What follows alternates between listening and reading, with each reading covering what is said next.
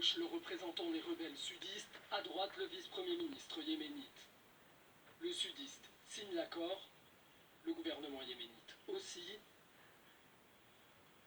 Les deux parties sont officiellement réconciliées sous le haut patronage du prince héritier saoudien, Mohammed Ben Salman.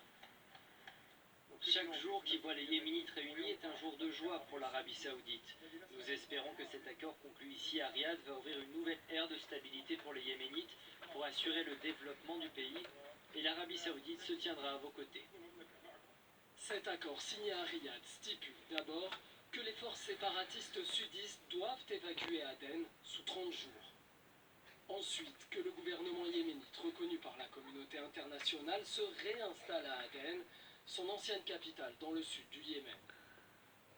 Enfin, de leur côté, les séparatistes sudistes obtiennent des postes ministériels au sein du gouvernement yéménite officiel. Et dans la ville portuaire d'Aden, justement, toujours occupée par les troupes sudistes, la nouvelle de la signature de cet accord est accueillie avec joie. Nous félicitons notre peuple sudiste pour cet accord signé à Riyad. C'était la solution pour régler la situation actuelle. Et nous envoyons nos félicitations à nos dirigeants politiques et militaires pour cet événement historique.